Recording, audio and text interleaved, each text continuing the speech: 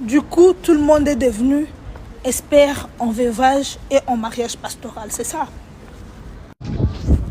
Que Marcelo se remarie dans une semaine après la mort de Maman Blanche, que Marcelo se marie dans 10 ans, que Marcelo se remarie dans 20 ans, ce que nous allons retenir, c'est qu'il s'est remarié, n'est-ce pas? Donc, le temps ne change rien. Maman Blanche ne va pas revenir et lui, il va toujours se marier ou se remarier parce que tout le monde sait que ce n'était pas le frère à Maman Blanche, c'était un mari. Un mari, lorsque vous mourrez, eh bien, tu te sépares de lui. Je vois que tout le monde, vous mettez vos émotions et vos sentiments. Les gens disent qu'il n'a pas aimé sa femme, il a aimé sa femme. Nous n'allons pas mieux aimer Maman Blanche que Pasteur Marcelo Tounassi. Le problème, c'est qu'un veuf qui a une famille, qui a des enfants, vous ne pouvez pas le juger. Vous voyez? Marcelo a un enfant à bas âge. Il a besoin d'une figure maternelle pour ces enfants-là. Est-ce que vous comprenez? Il a besoin de quelqu'un pour s'occuper de ses enfants. Marcelo est marié il y a longtemps. Ce n'est pas un homme qui est habitué à vivre seul.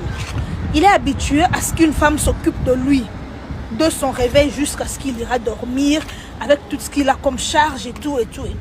Moi, j'ai une amie qui a perdu sa maman 3 mois après. Le papa se remarié et jusqu'à présent, c'est plus de 30 ans de mariage avec l'autre là. On a des amis qui ne sont pas pasteurs, qui ne sont pas reconnus comme Pasteur Marcelo, qui ont perdu leur femme et se sont remariés 6 mois ou 7 mois après.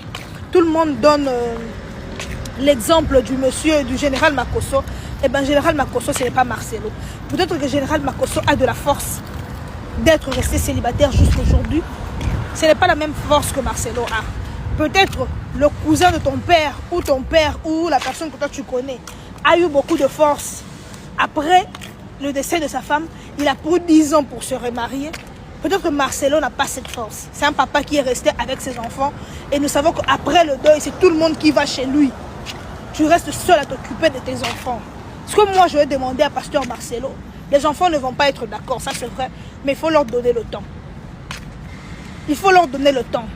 Et à la belle sœur qui vient d'arriver, il paraît qu'elle s'appelle Esther, quelque chose comme ça, où je ne sais pas comment elle s'appelle, elle doit supporter les Congolais. Parce que, bienvenue au Zaïre. Les photos de ses ex vont sortir, les photos de ses parents, les photos de ses grands-parents. On va dire des mensonges et des vérités sur lui.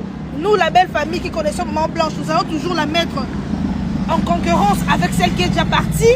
Elle aura à subir plein de choses de la part des Congolais qu'elle doit être obligée de supporter, même à l'intérieur de l'église. Elle sera obligée de supporter ça. Donc moi, je dis, félicitations au couple Tounassi. Félicitations au pasteur Marcelo et à maman Esther.